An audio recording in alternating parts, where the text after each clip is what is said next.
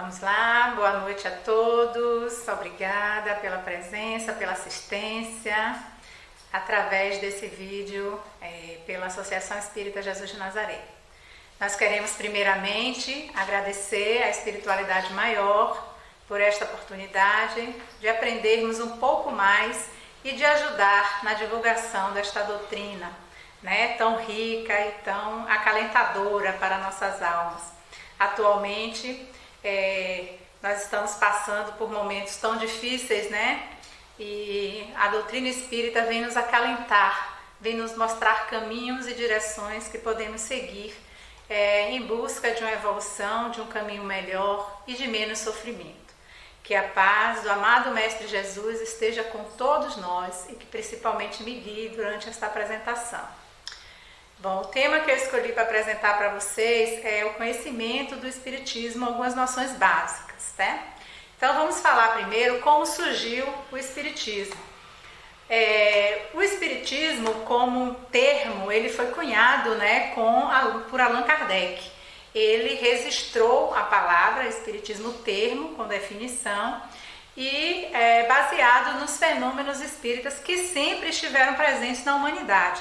Nós observando um pouco a história, nós vamos ver que existem vários relatos no Velho Testamento, principalmente, sobre a presença de espíritos à nossa volta. Eu trouxe aqui alguns exemplos para vocês, não só da Bíblia, mas de outros casos, para a gente entender que a espiritualidade sempre esteve presente, o espírito sempre esteve às nossas voltas. Vamos lá. Então, antes de Allan Kardec, no primeiro livro de Samuel, no capítulo 28, dos versículos 10 a 15, nós vimos a passagem onde o rei Samuel, ele se comunica com o espírito, o rei Saul, se comunica com o espírito do profeta Samuel, que já tinha desencarnado, O rei Saul tentou se comunicar com Deus, não conseguiu resposta, ele foi em busca de uma pitonisa, uma necromante de Endor na época, e ela invocou o espírito de Samuel, que apareceu. Quando ele apareceu, a pitonisa se assustou e Saul conversou com ele pedindo orientações. Então essa é uma das passagens que mostra que o espírito está sempre presente entre nós. Aqui nessa apresentação nós temos uma imagem retratada com a pitonisa, o rei Saul ajoelhado na presença do profeta Samuel, tentando se comunicar com ele.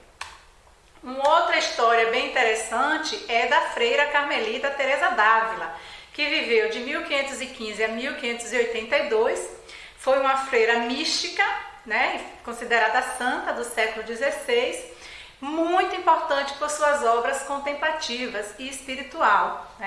A Teresa d'Ávila, ela tem uma importância na fundação da Ordem das Carmelitas Descalças, diante da sua espiritualidade que era tão elevada. Ela jurava ter encontrado Jesus, ter conversado com Jesus. Eu fui algumas imagens da da freira Teresa d'Ávila. Uma outra história interessante é de Franz Anton Mesmer, que viveu de 1734 a 1815.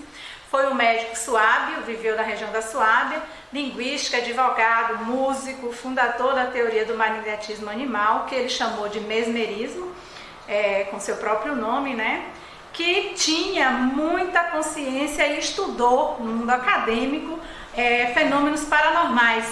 Ele tinha muita pesquisas voltadas para a psicologia, inclusive chegou a publicar alguns livros. Aqui uma imagem também do Mesmer.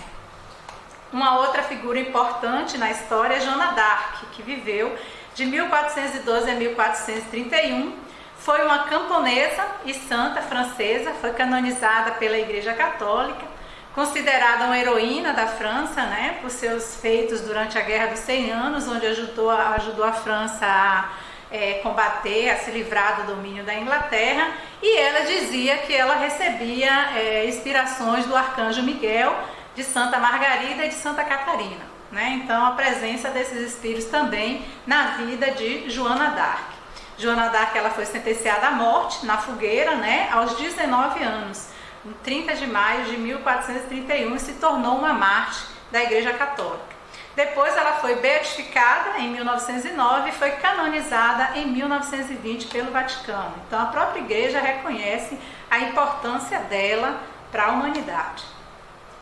Uma outra figura importante foi Andrew Jackson Davis, que viveu de 1826 a 1910, era um sensitivo e ele publicou livros sobre os princípios da natureza. Ele tinha uma capacidade de levitar. Ele ficou famoso por levitar durante 60 quilômetros. E também estudou o mesmerismo, que era a teoria de Franz Anton Mesmer. E também desenvolveu alguns conceitos espiritualistas. Algumas imagens aqui do Andrew Jackson Davis, mais novo e mais velho, e aqui o livro que ele publicou, Princípios da Natureza, Sua Revelação Divina. Então já mostra aqui um conhecimento da espiritualidade. Uma outra pessoa importante foi Arthur Ignatius Conan Doyle, que viveu de 1859 a 1930, famoso por escrever as obras sobre Sherlock Holmes, né? Mais de 60 histórias sobre o detetive Sherlock Holmes. Ele também era um espiritualista, né?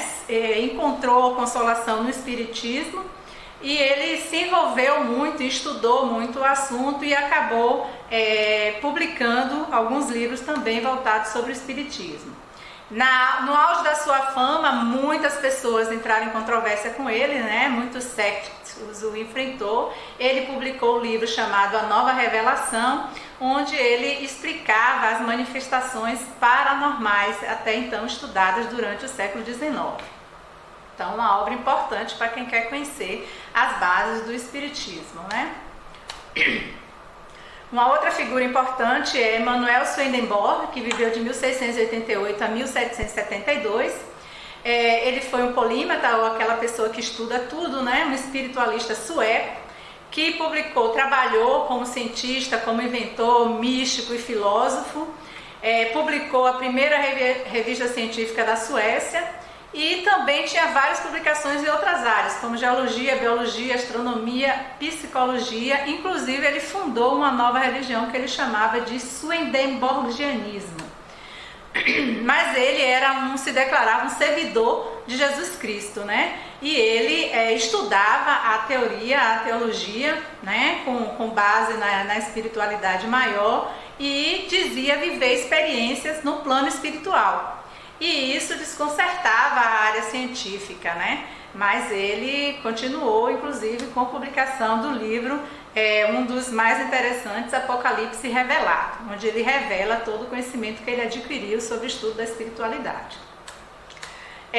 As irmãs Fox, que todo mundo já conhece, já ouviu falar alguma vez na vida, que viveram na cidade de Hydesville, que foram 3 mulheres que tinham a capacidade, eram médiuns, né? Elas eram médiuns e elas ouviam batidas na casa em que elas moravam, esse fenômeno chamado tipitologia, né? Então essas irmãs, elas conseguiram obter respostas através das batidas, as quantidades de batidas, sim ou não, fizeram pergunta e respondiam. Então durante muito tempo elas ficaram famosas. Mas em 1888, a irmã mais velha, Margaret, ela declarou que essas batidas eram falsas, eram fakes. E aí o espiritismo caiu em descrédito. Depois ela voltou, se retratou, dizendo que não era isso, que era verdade, mas aí já tinha feito um estrago considerável no estudo da doutrina. Um outro fenômeno muito interessante é o fenômeno das mesas girantes, né, que é considerado o ponto da partida da doutrina espírita. As primeiras manifestações começaram a aparecer na Europa e nos Estados Unidos, e uma das pessoas que foram convidadas a estudar, a observar esses fenômenos foi o nosso querido Allan Kardec, que eu vou falar mais sobre ele.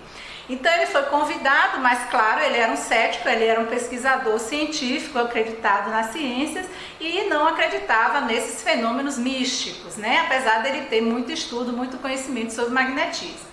A princípio ele desacreditou, mas depois de muita insistência ele foi assistir a essas reuniões com as mesas girantes e acabou se interessando pelo processo e estudou e acabou se tornando o codificador da nossa doutrina espírita, certo?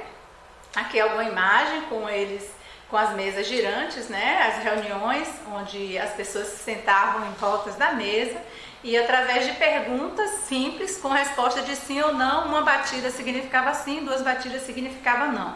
Eles obtinham a resposta da espiritualidade maior. Além de Allan Kardec, alguns outros pesquisadores também estudaram esses fenômenos, né? Como Emma Hadley, que viveu de 1823 a 1899. Foi uma escritora inglesa, inclusive publicou um livro sobre a história moderna do espiritualismo americano. Tá? Ela teve uma educação protestante, mas teve em contato com o espiritismo em 1856 e acabou recebendo provas irrefutáveis da sobrevivência da alma. E em pouco tempo ela descobriu que ela era uma médium muito forte, né? Muito notável e se dedicou muito no estudo do espiritismo e teve um notável reconhecimento. Uma outra pessoa é Antônio Joaquim Freire, que viveu de 1877 a 1958, também médico, escritor, jornalista e espírita português, publicou um livro chamado Da Evolução do Espiritismo. Então essas foram figuras importantes ainda antes de Allan Kardec, né? No conhecimento da doutrina espírita. Bom, e Allan Kardec, quem foi, né? O codificador da doutrina espírita. Um rápido resumo aqui. Na realidade, ele nasceu como Hippolyte Léon Denisard Rivail, esse era o nome dele. Nasceu em 1804, faleceu em 1869, na cidade de Lyon, na França. Ele estudou na Suíça, né? Foi aluno do famoso Pestalozzi. Depois que ele concluiu seus estudos, ele retornou à França, onde ele entrou na área acadêmica, né? Publicou vários livros sobre diversas áreas, como matemática, geografia, gramática, química, física, astronomia, filosofia. Isso deu a ele um gabarito para que ele publicasse, tivesse credenciamento na publicação das obras espíritas. Nós acreditamos nisso. Então, em 1854, Allan Kardec tomou conhecimento dessas mesas girantes e começou a estudar o fato, né? Começou realmente a observar, pesquisar e ver se era verdade, o que era aquilo, como estava acontecendo. E aí ele recebeu a sua missão. Allan Kardec não tinha uma mediunidade desenvolvida, ele não era médium e ele recebia as mensagens através de outros médiuns, né? Então, através de um deles, ele recebeu a sua missão, que seria dar a vida a uma nova doutrina, para dar luz aos homens, esclarecer consciências, renovando e transformando o mundo inteiro. Essa mensagem foi encaminhada pelo Espírito de Verdade, que encaminhou através de um médium. E Allan Kardec, a partir daí, começou a publicação dos seus livros. As principais obras são as consideradas o Pentateuco, né, que são as 5 obras básicas, nós veremos a seguir. Depois publicou a Revista Espírita em 12 volumes anuais, cada revista com 12 capítulos mensais. Publicou também o livro Obras Póstumas, na realidade foi uma publicação pós-morte, né, que foi uma compilação de dados. Vamos ver aqui mais adiante. Então, falando sobre essas publicações. O Livro dos Espíritos, ele foi publicado em 1857, contém os princípios da doutrina espírita, trata sobre a imortalidade da alma, a natureza dos espíritos e suas relações com os homens, as leis morais, a vida presente, a vida futura e o porvir da humanidade. Então, o Livro dos Espíritos é uma compilação de perguntas e respostas. Essas perguntas e respostas, elas foram foram elaboradas, né, e respondidas por diversos médiuns em diversos locais. Ele recebeu comunicações de várias pessoas, ele compilou esses dados, ele juntou e chegou a um consenso, e daí a publicação do Livro dos Espíritos. Depois desse consenso que ele obteve das respostas, ele publicou essas 1019, atualmente 1019 perguntas e respostas sobre a base do Espiritismo. Então, todo mundo que deseja adquirir conhecimento sobre o Espiritismo precisa ter conhecimento desse livro, precisa ler, estudar e entender o Livro dos Espíritos. O segundo livro publicado foi o Livro dos Médiuns, publicado em 1861. Esse livro, ele orienta a conduta prática das pessoas que exercem a função de intermediar o mundo espiritual com a vida material. Aqui nós vamos ver que, na realidade, esses livros já são um desdobramento do Livro dos Espíritos, né? A partir de capítulos do Livro dos Espíritos, ele aí desmembrou e pormenorizou alguns pontos fundamentais. Então, o Livro dos Médiuns, ele se baseia nas questões do Livro dos Espíritos, das questões de 75 a 613, já bem esmiuçada, para ficar mais fácil o nosso entendimento. Então, quem tem interesse de conhecer sobre a mediunidade, sobre o que é ser médium, sobre essa capacidade de se comunicar com o invisível, precisa ter conhecimento, precisa estudar o Livro dos Médiuns. O terceiro livro a ser publicado foi o Evangelho segundo o Espiritismo, né? Foi publicado em 1865. Trata da parte moral e espiritual do Espiritismo, ensina a teoria e a prática do cristianismo, através dos comentários pelas principais passagens da vida de Jesus, feita por Allan Kardec e pelos espíritos superiores. Então, o Evangelho segundo o Espiritismo nada mais é do que as passagens da Bíblia, do Novo Testamento, que foram esmiuçadas por espíritos, né, que mandaram a interpretação, porque muita coisa na época de Jesus foi nos ditas em parábolas, e muitos não entenderam e não entendem até hoje. Então, o Evangelho segundo o Espiritismo, ele pega cada passagem do Novo Testamento e vai esmiuçar, vai transformar em uma linguagem que agora nós conseguimos entender, compreender, e o objetivo é que a gente tente seguir esse caminho. Então, alguns espíritos se comunicaram através dos médiuns com Allan Kardec como espírito de verdade, que muitos definem como sendo o espírito de Jesus, Santo Agostinho, Sócrates, Fenelon, Erasto, São Luís, Lacordaire, Lázaro, Paulo, Emmanuel, João, entre outros. Então, alguns exemplos dos espíritos que mandavam as respostas para a publicação do Evangelho segundo o Espiritismo. A quarta obra é O Céu e o Inferno, publicado em 1865. Nesse livro, através da evocação dos espíritos, Allan Kardec apresenta a verdadeira face do desejado céu e do temido inferno. Então, o que seria o céu e o inferno? Se vocês têm dúvidas, vocês querem entender, precisa ler esse livro. Nesse livro, ele usa muitos depoimentos. Ele, através da mediunidade, né, de outros, ele consegue depoimentos de pessoas que estão no além-túmulo, que volta para contar como foram esses processos, o que aconteceu, como é que eles estão. É muito interessante vocês conhecerem essas histórias, para entender o que ocorre no mundo espiritual. Para onde vamos, né? O que seremos, o que faremos. Além dessas obras básicas, a última das obras básicas é a Gênese, né? Foi publicada em 1868. Este livro é um estudo a respeito de como foi criada o mundo, como apareceram as criaturas e como é o universo em suas faces material e espiritual. Então, aquela passagem da Bíblia, né? Com a visão do Espiritismo. Também ela compreende a primeira parte do Livro dos Espíritos, das questões 1 e 75. Então, basicamente, vai falar que é Deus, vai explicar sobre a natureza divina e outras coisas importantes que foram descritas por Moisés no livro A Gênese. Além dessas obras, né, outras obras de Allan Kardec, foi a Revista Espírita, como eu já falei, publicada de 1958 a 1969, são 12 volumes, que foi uma importante contribuição doutrinária na apresentação das ideias espíritas de Kardec, porque nessas revistas ele recebia cartas, ele recebia depoimentos, declarações, mensagens de médiuns, e nessa revista ele tratou de discutir esses fatos até com outras correntes de pensamento, né? Relacionar o espiritismo, os fatos que eles estavam recebendo, as comunicações que eles estavam recebendo, com outras correntes de pensamento. Então, é um estudo muito interessante que merece ser feito por quem quer se aprofundar no estudo dessa doutrina. Uma outra obra, como eu já falei, foi a obra póstuma de Allan Kardec, mas foi publicada depois do seu desencarne, né, em 1890. Ele desencarnou em 1869. Então, algumas pessoas que trabalhavam com ele pegou textos inéditos que eles tinham começado a preparar e arrumou e resultou na publicação dessa obra póstuma. É uma obra muito interessante de se ler, vale a pena, muito gostosa de ler, você lê rapidinho e você consegue entender muita coisa da fundamentação espírita. Bom, depois do desencarne de Allan Kardec, quem continuou a causa espírita? Então eu vou trazer alguns nomes aqui para vocês, né? Não todos.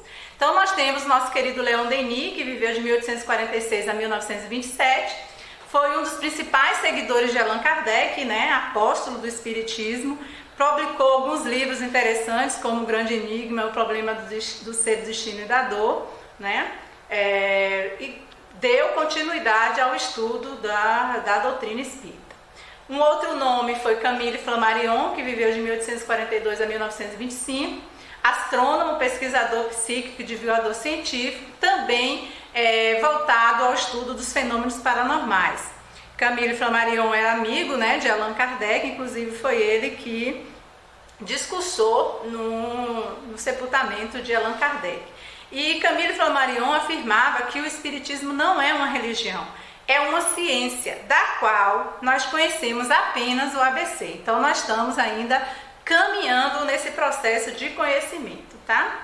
Uma outra figura importante foi Amália Domingos Soler, que viveu de 1835 a 1909, considerada a grande dama do Espiritismo. Ela era uma médium psicógrafa. E ela escreveu, publicou alguns livros, inclusive Memórias do Padre Germano.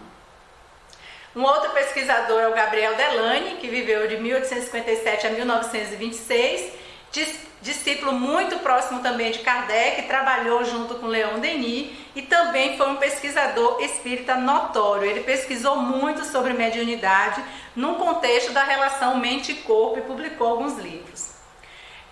William Crookes, que viveu de 1832 a 1919, considerado a maior autoridade da ciência na Inglaterra em 1878, era um químico, né? Foi químico e físico e se interessou pelo espiritismo após a morte do irmão, que morreu de malária, e aí ele quis se comunicar com o irmão, começou a estudar o espiritismo e chegou a publicar alguns livros. Charles Richer, que viveu de 1850 a 1935, foi um médico fisiologista francês, laureado com o Prêmio Nobel de Fisiologia e Medicina, que também se interessou pelos estudos paranormais, tendo criado o termo da metapsíquica. Outros nomes, como Pierre Gaton Lemarck, que viveu de 1827 a 1901, foi espírita francês também, se destacou dando continuidade às obras de Allan Kardec. César Lombroso, que viveu de 1835 a 1909, foi um médico criminalista, estudou muito também sobre a mediunidade e tornou-se um defensor do espiritismo na Itália do seu tempo. Ele estudava alguns espíritos, né, que vinham e se comunicavam, inclusive teve uma que conseguiu se deixar fotografar e César Lombroso fez muita pesquisa, fotografou esse espírito, se comunicou com ela, né? Mas ele foi, no início ele não acreditava, né? Ele não acreditava no espiritismo, inclusive publicou um livro tentando desmentir. Aí depois, com o contato e o estudo com esses espíritos, ele tornou-se um defensor, um dos maiores defensores do espiritismo do seu tempo. Um outro foi Daniel Douglas Home, que viveu de 1833 a 1868, também era um médium de efeito físico, foi um espiritualista britânico, famoso por suas capacidades como médium e por sua habilidade também de levitar até várias alturas. Ele conseguia levitar e levar o seu corpo bem alto, esticar-se e manipular fogo e carvões em brasa sem se machucar. Isso aqui são os fenômenos anímicos, né? Que algumas pessoas têm a capacidade de controlar o seu corpo, controlar a temperatura, controlar manuseio com fogo e com brasa sem se machucar. A história relata vários casos disso, né? E um outro nome, Eusápia Paladino, que viveu de 1854 a 1918, também foi uma média muito estudada por vários pesquisadores, inclusive o Lombroso, né? E no Brasil, quem foram os continuadores, os iniciadores da doutrina espírita no Brasil? Em 1865 aconteceu o surgimento dos primeiros centros espíritas brasileiros. Então, alguns nomes aqui que eu vou relatar, né? Vou ter esquecido alguns, mas só para a gente ter conhecimento um pouco da história. Adolfo Bezerra de Menezes, que viveu de 1831 a 1900, considerado o médico dos pobres. Ele era um político brasileiro e que estudou muito a doutrina espírita e era uma pessoa extremamente caridosa. Era aquele que, se ele não tivesse nada para dar, ele tirava a roupa do corpo e dava para quem ele necessitava.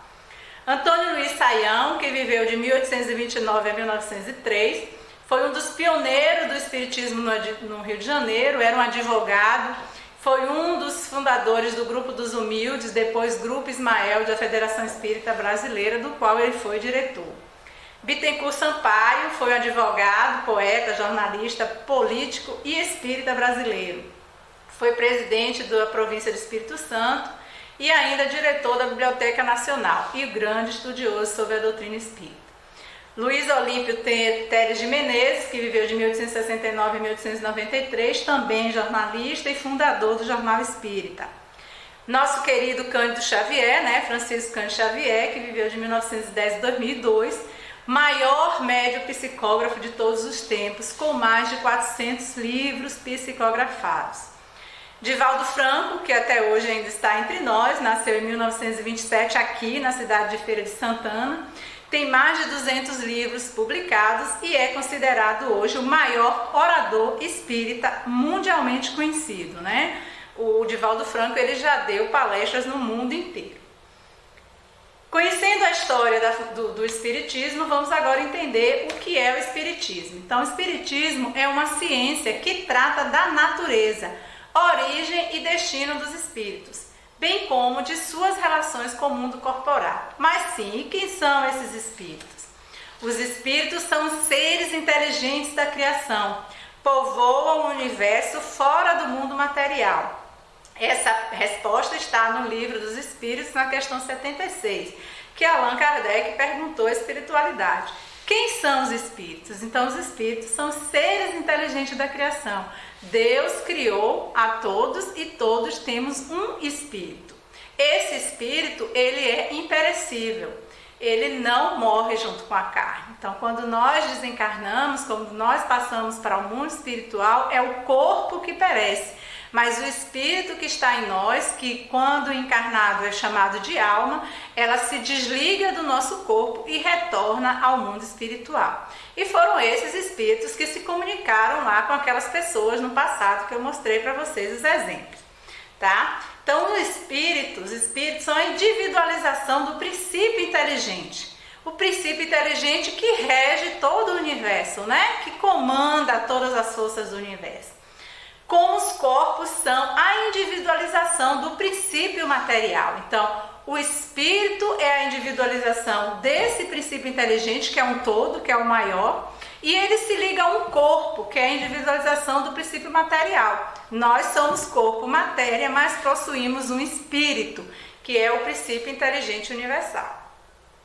A época e o modo por que essa formação se operou é que nos são desconhecidos. Aqui vale a pena ressaltar que o espiritismo está em desenvolvimento, nós ainda estamos aprendendo. O espiritismo não é uma ciência exata, nada aqui é definitivo, nada aqui é concreto. Ainda estamos aprendendo, a espiritualidade nos diz sempre, tem coisas que ainda não é nos dada a conhecer, porque ainda não temos a capacidade de entender daquilo que se trata.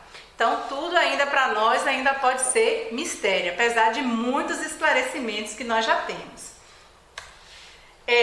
Essas respostas estão no livro dos Espíritos e no livro que é Espiritismo, de Allan Kardec. Quais são os principais objetivos do Espiritismo? Então, realizar o progresso espiritual da humanidade. O caminho é que todos nós nos tornemos pessoas melhores, em relação a nós mesmos, em relação aos nossos irmãos, aos nossos amigos, aos nossos familiares, ao mundo em si, à natureza e um caminho em busca da nossa fé, da nossa direção ao sagrado, à busca de Deus, que está em nós mesmos. Nós vamos aprender isso. O reino de Deus está em nós. Quando nós compreendermos essa passagem, temos entendimento disso, o nosso mundo já será bem melhor. Porque vamos respeitar a todos, vamos respeitar a natureza, vamos respeitar o meio ambiente, vamos respeitar os irmãos, mesmo aquele que para nós ainda é falho. Mas quem somos nós para julgarmos, se nós também ainda estamos nesse processo de aprendizado e de crescimento. Transformar o homem num ser de bem e, consequentemente, a sociedade. Já imaginou como belo será a humanidade, a sociedade, como todas as pessoas trabalharem voltada para o bem, quando o mal não mais existir, quando todo mundo se preocupar com o irmão que está ao seu lado e passa fome e passa frio, não houver mais esse tipo de necessidade. Esse é o caminho da evolução, esse é o caminho que o Espiritismo nos aponta, né? Esse caminho igualitário, onde todos seremos iguais. Reviver o cristianismo puro, sob as bases dos ensinamentos de Jesus. Em que se baseia o Espiritismo? Nas leis morais, nas leis de Deus, nas leis de justiça divina. Onde estão essas leis? Dentro de nós. Procure saber o que você está fazendo ao outro. Você gostaria que fosse feito a você? Se você responder que sim ou não, você já está tendo conhecimento dessas leis morais. Você já está no caminho de evolução. Então, o princípio é esse: busque dentro de você. Não faça ao outro aquilo que você não gostaria que fizesse a você. E se ainda tiver dúvida, pergunte: como Jesus faria? Como Jesus agiria? Né? Ele condenaria? Ele atiraria alguma pedra? Aí já estamos encaminhando para esse processo de evolução. Dar ao homem uma fé sólida, baseada na razão, não só nas imposições. Porque hoje em dia, infelizmente, ainda temos uma religião que é de imposição. É assim e pronto. Os dogmas ainda estão aí.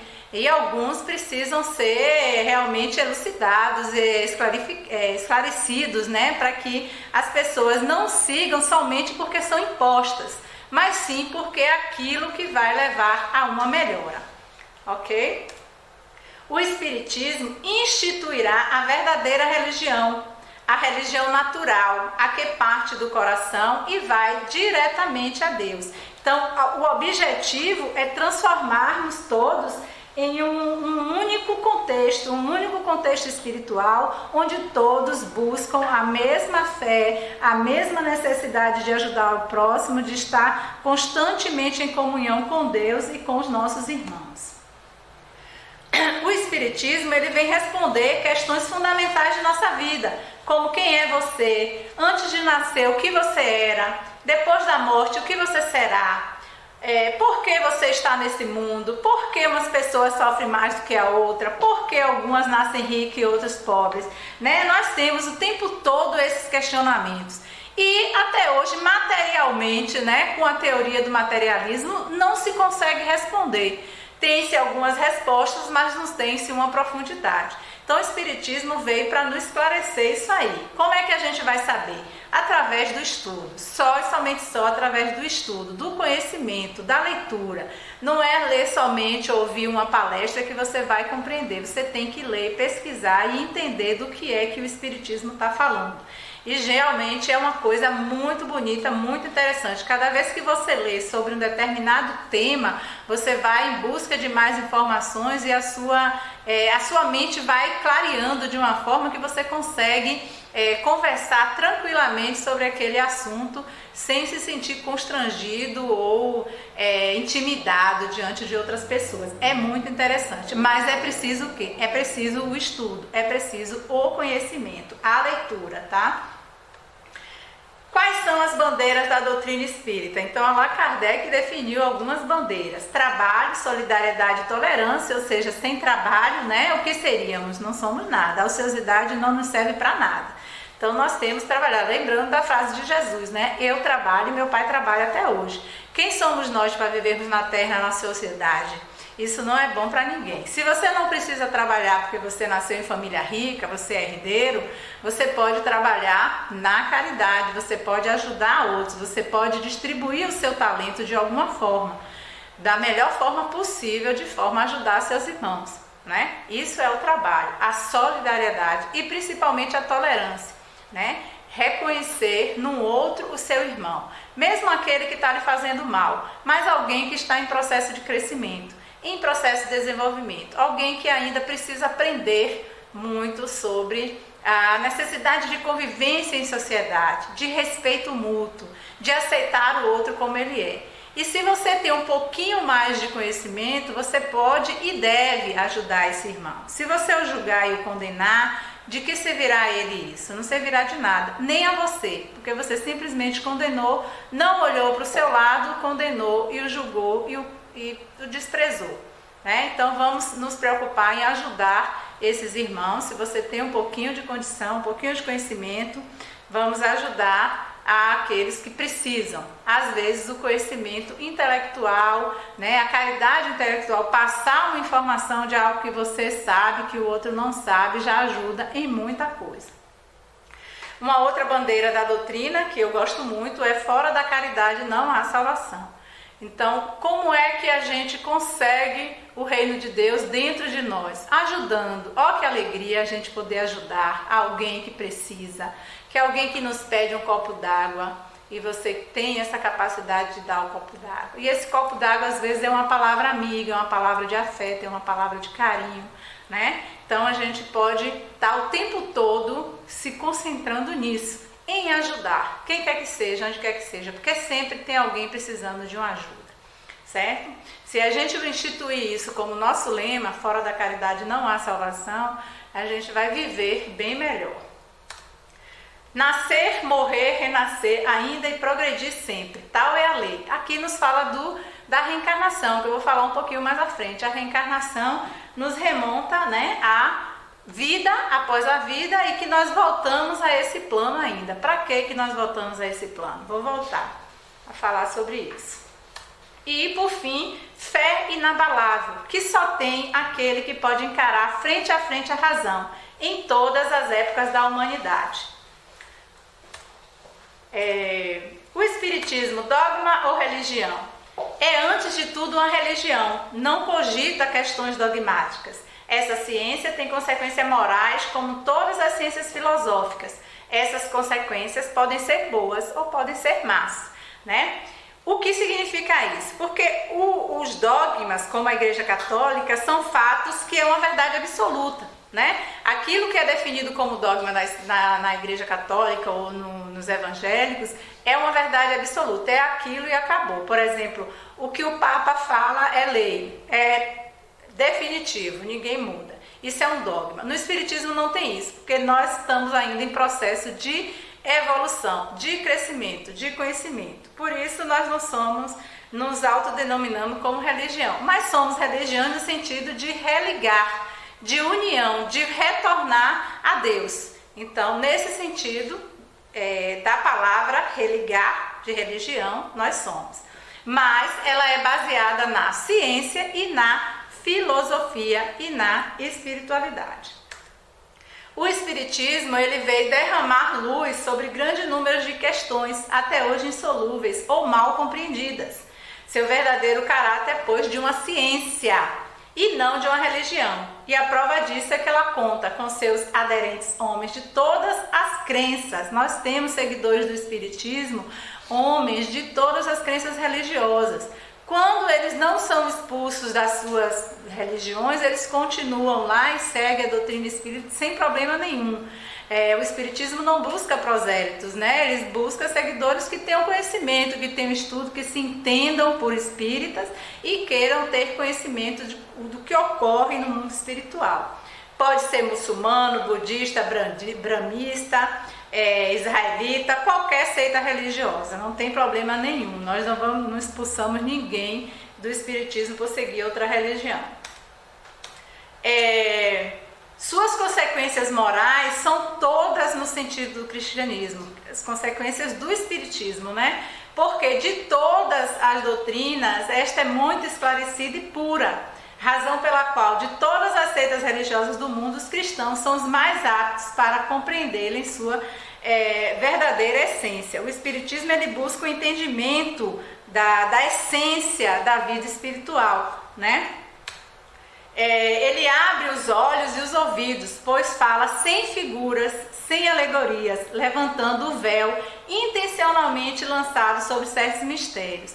Por exemplo, né, quando a gente sabe que nós estamos aqui, mas nós já vivemos outras vidas. E o que nós fizemos em outras vidas? Esse véu é nos colocado para que a gente não sofra. Imagine se você encarne sabendo que você vai receber como filho alguém que foi seu inimigo em vida passada e que lhe matou, ou tentou lhe matar, ou lhe fez um grande mal. Então esse é o véu do esquecimento. Mas o Espiritismo vem para esclarecer as coisas, você entender que tudo é um processo, que tudo que a gente passa é necessário, tudo é justo, merecido e necessário, nós estamos em processo de aprendizado. E não nos aborrecermos com isso, não nos sentirmos incomodados, ao contrário, buscarmos sempre o nosso melhoramento. O Espiritismo, ele reaviva a fé no futuro, levanta os ânimos dos abatidos, faz suportar com resignação as vicissitudes da vida. Ousaria chamar isso mal? Isso é ruim? Não. Duas doutrinas aqui se defrontam, uma que nega o futuro, né? Outra que ele proclama, prova a existência. Uma que nada explica, outra que explica tudo e que por isso mesmo se dirige à razão. Uma que é a sanção do egoísmo, outra que oferece base à justiça, à caridade e ao amor ao próximo. A primeira somente nos mostra o presente e aniquila toda a esperança de um futuro. A segunda consola e desvenda o vasto campo do futuro. Qual das duas não seria mais perniciosa? O que é que vocês acham? Vamos deixar aqui a reflexão. Por que o Espiritismo é considerado a terceira revelação? O Espiritismo é uma ciência nova que vem revelar aos homens por meio de provas irrecusáveis, a existência e a natureza do mundo espiritual e as suas relações com o mundo corpóreo. Ele nos mostra não mais como coisa sobrenatural, porém, ao contrário, como uma das forças vivas e sem cessar atuante da natureza, uma fonte de uma imensa idade de fenômenos até hoje incompreendidos e por isso relegados para o domínio do fantástico e do maravilhoso. Onde está isso? No Evangelho segundo o Espiritismo. Então, o Espiritismo veio revelar aos homens, através de provas irrecusáveis, a existência do mundo espiritual. Aí vocês perguntam, quais foram essas revelações? Então, existem 3 revelações, né? A primeira revelação foi a lei de Moisés, dada a um único homem, que foi o próprio Moisés, que recebeu os 10 mandamentos e a partir desses 10 mandamentos ele criou as leis mosaicas, né? Que até hoje ainda são seguidas por muitas religiões ipsilítem. A segunda revelação é a de Jesus Cristo e a Boa Nova, também trazida por um único nome, com um único homem, mas que foi codificada, escrita pelos seus apóstolos, né? Porque Jesus mesmo não escreveu nada, ele apenas se comunicou, explicou, esclareceu e foram os apóstolos que escreveram através do Novo Testamento as suas teorias, as suas leis. A terceira revelação, que é considerado o Espiritismo, ou o Consolador Prometido, né? Ela está sendo comunicada através dos espíritos e não é responsabilidade de um único ser. Então não adianta tentar destruir a imagem de um médium, de um espírita, porque outros aparecerão. Constantemente vai aparecer, novos livros serão publicados, novas coisas serão reveladas e o caminho é só de crescimento, de evolução, de aprendizado. Devemos reconhecer no Espiritismo o cristianismo redivivo. O Espiritismo evangélico é o Consolador prometido por Jesus, que pela voz dos seres redimidos espalham as luzes divinas por toda a terra, estabelecendo a verdade e levantando o véu que cobre os ensinamentos na sua feição de cristianismo redivivo, a fim de que os homens despertem para a era grandiosa da compreensão espiritual com Cristo. Isso é uma resposta dada por Emmanuel no livro O Consolador, né, que nos mostra que o Espiritismo é realmente o Consolador prometido. E onde estão essas coisas, né? Onde podemos encontrar isso no Novo Testamento? Eu trouxe aqui algumas passagens de João, onde João, capítulo 14, versículo 16 a 17, Jesus fala, né? E eu rogarei ao Pai, e Ele vos dará outro Consolador, para que fique convosco para sempre. O Espírito de verdade, que o mundo não pode receber, porque não o vê nem o conhece. Mas vós o conheceis, porque habita convosco e estará entre nós. Em nós. Então, o Consolador prometido virá através dos espíritos de verdade, que revelará essas informações para nós. É o que nós temos hoje com o Espiritismo, né? A doutrina sendo revelada através da mediunidade da comunicação com esses espíritos. Mas outra passagem de João, no capítulo 14, versículo 26. Mas aquele Consolador, o Espírito Santo, que o Pai enviará em meu nome, ele ensina-vos-á tudo e vos recordará tudo o que eu vos disse. Quando vier o Consolador que eu enviarei lá do Pai, o Espírito da verdade, que do Pai procede, ele dará testemunho de mim. João capítulo 15, versículo 26. E por fim, João capítulo 16, versículo 17, porém digo-vos a verdade, que vos convém que eu vá, porque se eu não for, o Consolador não virá para vós. Mas se eu for, vou lhe enviarei. Então são passagens que mostram que o Consolador viria futuramente. Princípios básicos da doutrina espírita. A existência de Deus, né? Deus como inteligência suprema, causa primária de todas as coisas, né? Coisas que nós acreditamos. A imortalidade da alma, ou seja, somos em essência espíritos, seres inteligentes. É o princípio inteligente do universo, é o que sobrevive após o corpo. A pluralidade das existências, ou seja, nós vivemos outras vidas, né? Nós não somos encerrados nessa vida após a morte. O espírito persiste e pode retornar em outra vida.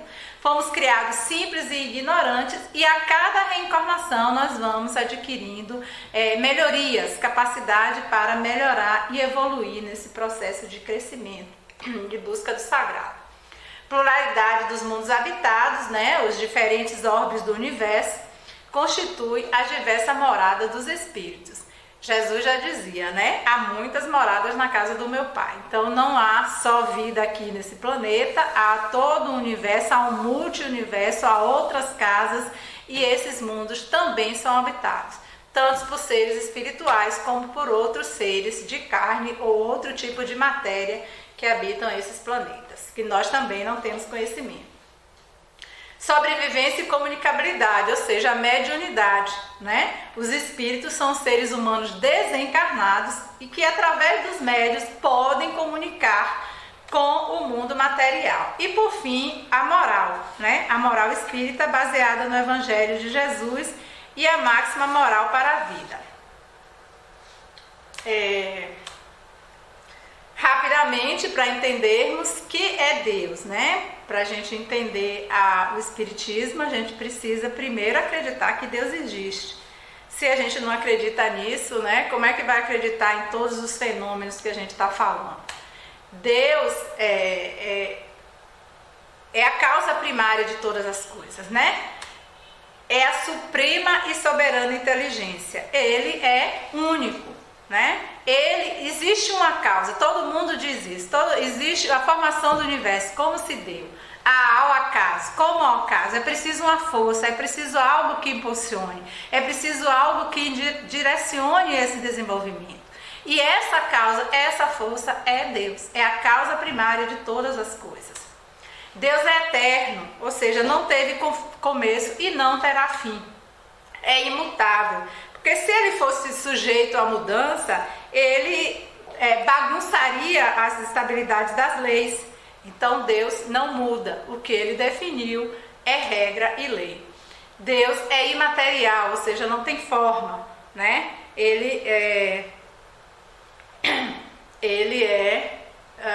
Não podemos definir Deus como uma forma única, como um ser, como uma coisa corpórea. Deus é o tudo, é o universo. É a força maior que rege tudo. Deus é onipotente, ou seja, se ele não possuísse o poder supremo, sempre se poderia dizer que haveria algo maior do que ele, algo superior, maior do que ele. E esse algo seria Deus, né? Então Deus é o onipotente, é o que está no topo. Deus é soberanamente justo e bom, né? As leis que regem Deus, que são regidas por ele, são para a nossa busca de melhoramento, de aperfeiçoamento. E Deus é justo e bom para com todos. Ele não discrimina ninguém. Apesar de que muitos acham que isso acontece. Deus me abandonou, Deus não fez isso por mim, mas tem que procurar saber as causas do que acontece com você. Deus é infinitamente perfeito, porque se ele não fosse perfeito, existiria alguém mais perfeito ou algo mais perfeito que ele. E esse algo seria Deus. Então Deus está no topo da escala de perfeição. Deus é único, sua perfeição é infinita, não poderia existir outro. Deus tem a condição de ser igualmente infinito em todas as coisas. Então não existe um outro ser acima dele. E por fim, vamos falar sobre um pouquinho da lei de adoração. Amar a Deus, lei de adoração. Em que consiste essa adoração? Na elevação do pensamento a Deus, deixe pela oração, aproxima sua alma. Então, como é que a gente se comunica com Deus? Através da oração. Como é essa oração? Precisa estar em um templo gritando Senhor, Senhor? Não. Essa oração é você com você mesmo. Lá no seu quarto, quietinha, conversando, você pede, agradece, louva, fala o que você quiser, que Ele vai estar sempre ouvindo e a resposta chegará no seu coração. Para isso, você tem que estar atento ao que você está pedindo, ao que você deseja e o que lhe é necessário, porque nem sempre o que a gente pede é o que a gente merece, é o que a gente precisa. Tem Deus preferência pelos que o adoram desta ou daquela maneira? Não, Deus prefere os que adoram do fundo do coração, com sinceridade, fazendo o bem e evitando o mal. Dos que julgam honrá-lo com cerimônias, que os não tornam melhores para com seus semelhantes. É hipócrita aquele cuja piedade se cifra nos atos exteriores. Mau exemplo dá todo aquele cuja adoração é afetada e contradiz o seu procedimento. Ou seja, aquelas pessoas que oram, né, que rezam, que estão nos templos agradecendo a Deus o tempo todo, pedindo, louvando e tudo, mas quando sai, se encontrar um irmão na porta pedindo esmola, capaz de dar um chute. Então, esses são os hipócritas da sociedade, né? É preciso rever os seus conceitos. Qual o fundamento da reencarnação? Eu acho que eu fiz uma apresentação muito grande, vamos ter que diminuir um pouquinho aqui. Bom, a reencarnação, o objetivo é a expiação, melhoramento progressivo da humanidade. Sim, isso onde há justiça. Então, você cometeu um erro, né? Segundo, por exemplo, o que acredita a Igreja Católica, quando a gente morre, a gente vai para o descanso eterno.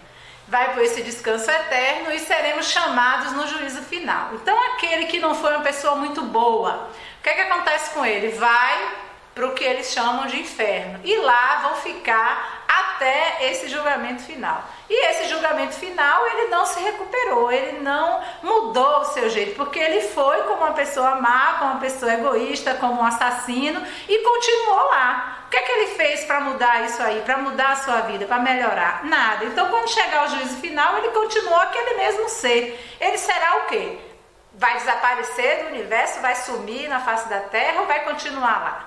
E os que foram bons, né? Aqueles que alcançaram o descanso eterno, entre aspas, quando chegar o juízo final, Jesus vai acordar, vai estar bom e pronto. E o irmão dele, que estava lá, que ele está com saudade, que ele queria ver, mas que não foi uma pessoa tão boa, não vai ter mais esse encontro, não existe mais essa possibilidade de reconciliação, de correção de erro daquele que foi o errado. Então o Espiritismo veio para dizer que a gente pode voltar, para corrigir os nossos erros, né? Que a reencarnação existe para isso. Quando você desencarna, você tem uma lembrança de coisas que você fez, que você pode melhorar, e você é dado uma nova oportunidade de voltar à Terra, que é o lugar da expiação, onde você vai tentar se melhorar. É a escola que nos modifica, que nos leva para o bem. Sem essa escola, a gente continuaria naquele descanso eterno, ou como um jeito, ou como outro, ou como bom, ou como mal, e não haveria como mudar, né? Se fundamenta na justiça de Deus e na revelação, pois incessantemente repetimos, o bom pai deixa sempre aberta a seus filhos uma porta para o arrependimento. Então essa porta é através da reencarnação, de voltar, de viver novamente aqueles fatos, de passar por situações que você foi responsável na busca do seu melhoramento, do seu aperfeiçoamento, tá?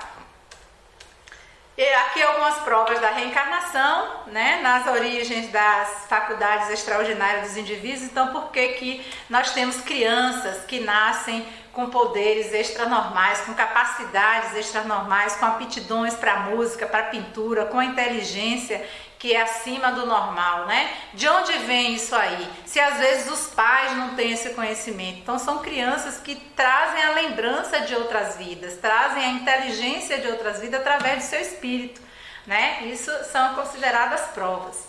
Nos fenômenos da experiência quase morte, todo mundo conhece alguém que já teve uma experiência quase morte, alguém que teve uma parada cardíaca, viveu uma determinada situação, mas conta isso geralmente como se fosse um sonho.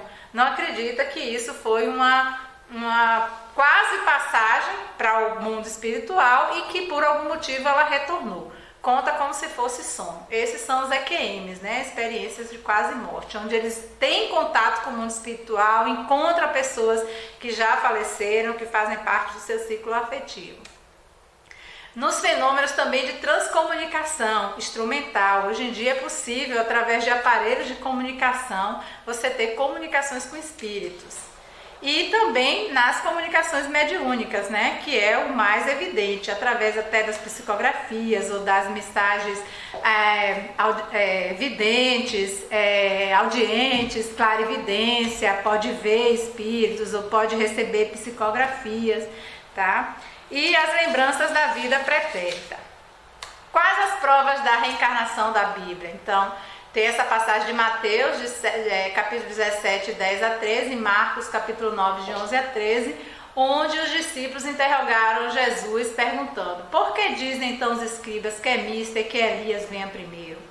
E Jesus respondendo disse: em verdade, Elias virá primeiro e restaurará todas as coisas. Mas digo-vos que Elias já veio e não o conheceram, mas fizeram-lhe tudo o que quiseram, assim farão eles também padecer o Filho do Homem. Então entenderam os discípulos que eles falaram de João Batista. Então João Batista, né, foi Elias em outra encarnação, veio com João Batista e foi decapitado. Em verdade vos digo, ninguém se não nascer de novo pode entrar no reino de Deus. Isso está em João capítulo 3, versículo 3. Ora, se o quereis admitir, ele é o Elias que há de vir. Quem tem ouvidos ouça. Também em Mateus capítulo 11 e 14. Então falando ainda de Elias e João Batista. As consequências das doutrinas antirreencarnacionistas, segundo o Evangelho, segundo o Espiritismo de Allan Kardec. Então, para quem não acredita na reencarnação, o que acontece? Anula a preexistência da alma. Então a alma não existe. Quando a gente morre, acabou. Não tem nada que sobreviva ao corpo, né? Sendo estas criadas ao mesmo tempo que os corpos, nenhum laço anterior há entre elas, que nesse caso serão completamente estranhas às outras. Então a alma, ou seja lá o que eles denominam, foi criada junto com o corpo, não tem laço nenhum. Quando morre, acaba, né? Não tem ligação, inclusive não tem ligação com outras pessoas, né? Não tem porquê. O pai é estranho a seu filho. A filiação das famílias fica assim reduzida a só filiação corporal, sem qualquer laço espiritual. Se não existe espírito, né? Se não existe algo que sobrevive após a morte, acabou ali, acabou. Não tem vínculo, não tem relação. Não tem pai e filho depois, acabou, desaparece, né? Não existe mais nada. Não há motivo algum para quem quer que seja glorificar-se de haver tido por antepassados tais ou tais personagens ilustres. Né? Se acabou tudo, se morre, desaparece, não tem mais nada. Qual o motivo de ter essa menção aos antepassados, né? A pessoas que foram nossos parentes no passado? Qual é a necessidade dessa ligação? Não existe. Com a reencarnação, ascendentes e descendentes podem já se terem conhecido, vivido juntos, amado e podem reunir-se mais tarde a fim de apertar entre si os laços de simpatia. O que é que mais interessante? Acreditar que a gente pode se reencontrar com os nossos entes queridos que partiram antes de nós, ou que não existe mais nada depois disso, que tudo vai desaparecer e nós não seremos nada, né? Reflexão. Bom, eu trouxe aqui algum nome de cientistas e eu vou encerrar com isso, porque já está ficando muito grande. Alguns cientistas que pesquisaram sobre a reencarnação. Então, um deles, Gabriel Delany, que eu já falei antes, né? que viveu na França, foi engenheiro e pesquisador espírita, publicou o livro Fenômeno Espírita.